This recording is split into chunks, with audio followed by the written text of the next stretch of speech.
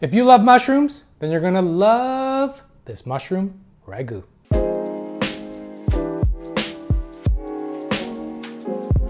First things first. Okay, let's start with the mushrooms. I have 500 grams of mixed mushrooms consisting of portobello, baby king oyster, cremini, oyster, and you can't forget dried porcini, and we're gonna make a little bit of a broth with it as well. You're gonna clean, wipe, and if you want, you can wash your mushrooms. I'm also going to remove the stems from the cremini, and you can also remove the gills from the portobello. I like to remove the gills from the portobello because sometimes it can make your sauce look very dark and muddy, and there's potential for some bitterness as well. But they are edible, so if you like to keep them, keep them.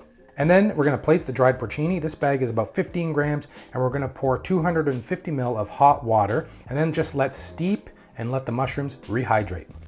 With the mushrooms, you can chop them up with a knife and keep chunks, but I like to use a food processor and get them finely chopped.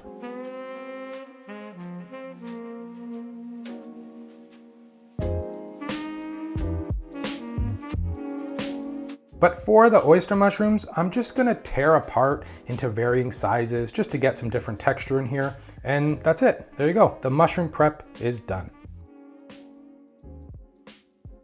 Now it's time for our sofrito, which is 1 small to medium carrot, half of a medium sweet onion, and 1 stalk of celery. You can peel the carrot, cut the onion in half, and remove the outer layer. And once again, you can finely chop into small pieces, but I'm gonna use the food processor as I want to get it finely chopped.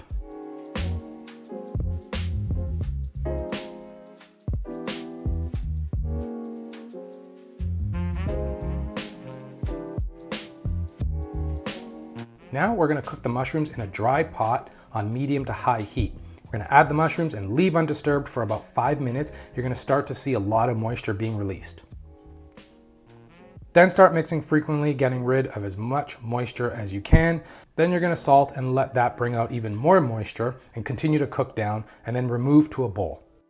In the same pot, but more of a low to medium heat, add a nice drizzle of extra virgin olive oil and the sofrito, season with salt and freshly cracked pepper, and just like the mushrooms, cook down, removing as much moisture as you can. Then we're gonna create a hot spot in the pot and add a nice squeeze or spoonful of tomato paste. Toast for a little bit before mixing it into the sofrito, then deglaze with a nice big pour of red wine. And of course, a substitute for the wine can be a veggie or chicken stock. Cook out the wine, and then we're gonna add the mushrooms back into the pot. Then we're gonna add in a small can of chopped or peeled plum tomatoes. This can is 398 ml, and it's meaty tomato pulpa. If it's not homemade, it's meaty for me. And no, this is not sponsored. I just love their products. And lastly, the porcinis go in, remove from the porcini broth, and finally chop it up. Add to the ragu, and don't forget that flavorful porcini broth, but slowly pour it in, leaving a little bit behind as some dirt and sediment could have been settled at the bottom when they were steeping and rehydrating. And if you like, add chili flakes for some heat, but I have a little one who loves her pasta but doesn't like the heat. Then cover and let the sauce simmer on low for at least 30 minutes. This isn't a typical meat ragu where you're gonna let it simmer for a lot longer so the meat can break down. The mushrooms have already broken down and cooked out. We just wanna marry everything together. For the pasta, salt a large pot of boiling water, add your pasta and cook a few minutes before al dente, as we will finish cooking it in the sauce. Then add the ragu to a pasta pan, tear in some fresh basil, as much as you like.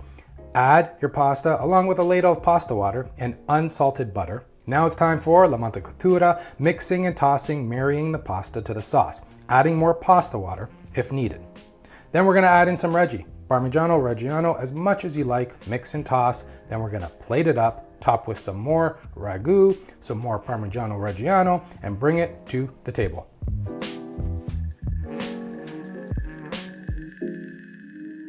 Okay, so this mushroom ragu is not going to make you miss meat. It is very meaty in texture. Flavor is there with nice nuttiness and earthiness from the mushrooms. Of course, it balances well with the sofrito. So I hope you give this recipe a go. And as always, the full recipe is in the link in the description below. Please like and comment. Don't forget to hit that subscribe button. And until next time, ciao.